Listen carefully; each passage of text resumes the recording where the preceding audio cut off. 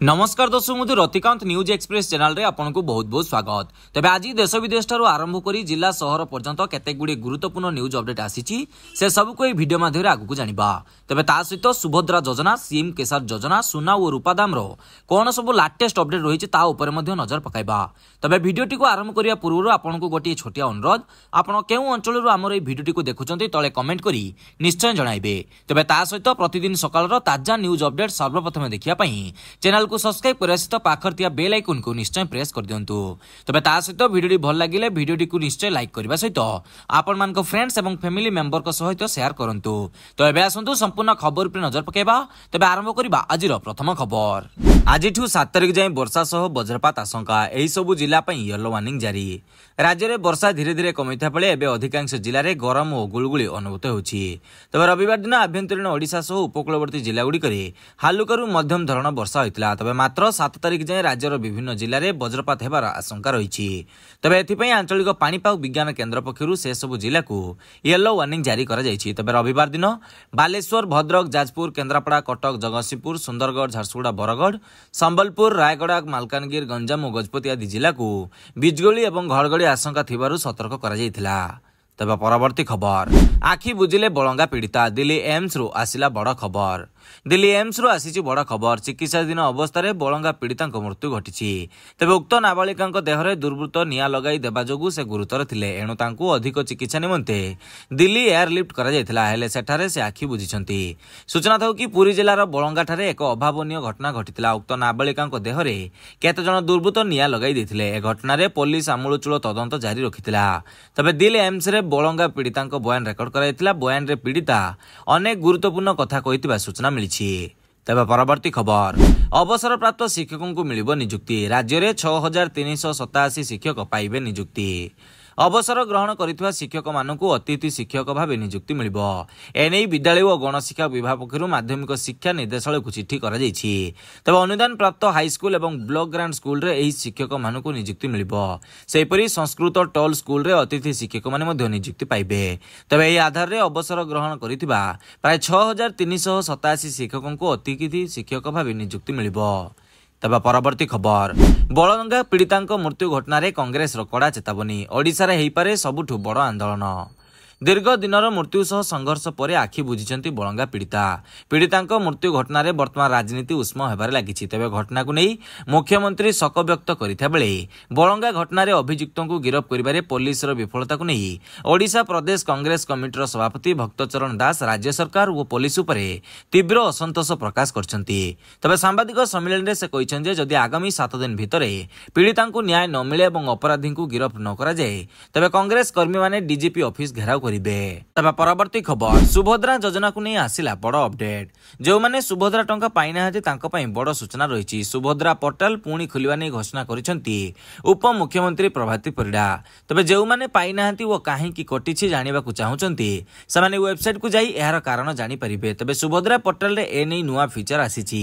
तबे पोर्टाल खोलिबा परे आपण माने जानि परिबे। तबे जनसेवा केंद्र रे भी ए नै पाई परिबे तथ्य। तबे बैंक अकाउंट और आधार तथ्य मेल खाउनथिले सुभद्रा आवेदन खारज हो। जदि आपनक बैंक अकाउंट रे भूल आधार तथ्य दि जाइथिबो तबे आवेदन रिजेक्ट होइजिबो। से भली अनेक हिताधिकारी को ई केवाईसी होई नथबारु सेमाने भी सुभद्रा तालिकारु बाद पडिचंती। तबे अयोग्य तालिकारे सेमानक ना रहिछि।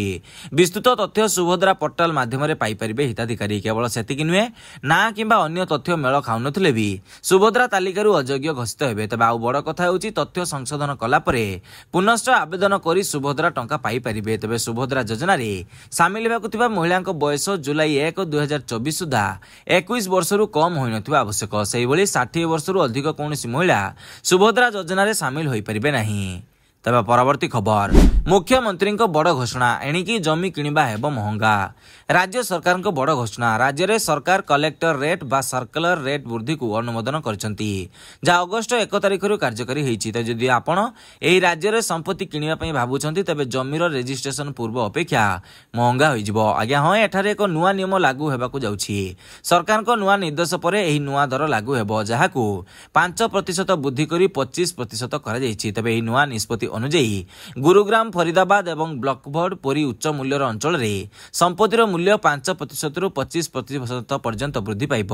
या फल घर किणुवा व्यक्ति और निवेशक मानक अधिक निबंधन शुल्क देवाक पड़िबो। तबे एठारे आपनको जणाई देउछि जे स्टाम्प ड्यूटी और पंजीकरण फी सर्कुलर रेट आधार रे स्थिर करा जाय, जहाँ भिन्न भिन्न राज्य रे भिन्न भिन्न होइथाय। तबे परवर्ती खबर, भारत सह विवाद मध्य पाक को जोरदार झटका, ट्रंप देले कड़ा चेतावनी। भारत सह विवाद मध्य पाकिस्तान को अमेरिका देछि बड़ झटका। पाकिस्तान रो कराची सहर रे थिबा किछि विलासपूर्ण होटेल संपर्क में अमेरिका एक सुरक्षा चेतावनी जारी करिछि। तबे अमेरिकार वैदेशिक विभाग शुक्रवार दिन कहिछि जे ए होटेल गुडिक विरोध में संभाव्य विपद विषय सूचना पाइछि। तबे याकु दृष्टि रखी सतर्कता स्वरूप कराची रे थिबा अमेरिकीय कन्सल्टेंट यार सरकारी अधिकारी गतिविधि उपरे अस्थायी भाव में प्रतिबंधक लगाइछि। तथापि यह प्रथम थर नुहे जे अमेरिकीय दूतावास कौनसी विदेशी सहर में एहिपरि प्रतिबंधक लगाइछि। तबे वैदेशिक मंत्रालय स्पष्ट करिछि जे समय समय यह एक देश मध्य अवस्थित पर्यटन स्थल, होटेल, बाजार और रेस्टोरेंट भली स्थान गुड़ी को अमेरिकीय कर्मचारी निषेध अंचल भाव में घोषणा करे जदि से कौनसी विपद विषय सूचना पाती। तबे परवर्ती खबर, सरकार बड़ घोषणा, मागणा हैला विद्युत सेवा। सरकार बड़ घोषणा करछंती। तबे मागणा होईछि विद्युत सेवा, उपकृत हेबे कोटी कोटी लोक। तबे अगस्त 1 तारिख रु एही सब राज्य रे बिजुली छाड़ करछंती राज्य सरकार। तबे विद्युत मागणा हेबा परे राज्यवासी मोबाइल को विद्युत जोगाणकारी कंपनी रु एक स्वतंत्र वार्ता पठा जायतिला, जहा परे लोकमाने निश्चित होइछंती जे बिजुली मागणा घोषणा करा जायछि, हेले समस्तଙ୍କୁ एही सुविधा उपलब्ध हेबो नाही। तबे बिहार रे नीतीश सरकार राज्यवासी पई विद्युत मागणा करछंती। बिहार सरकार कैबिनेट राज्यर 1.67 कोटी घरोई ग्राहकों 125 यूनिट मागणा विद्युत देवाकू अनुमोदन करिछि। तबे परवर्ती खबर, एणिकी स्कूल पिलांकू मध्याह्न भोजन सांगरे मिलिबो फल, राज्य सरकार बड़ घोषणा। राज्य सरकार करछंती बड़ घोषणा, एणिकी स्कूल पिलांको खाइबारे मिसिछि फल।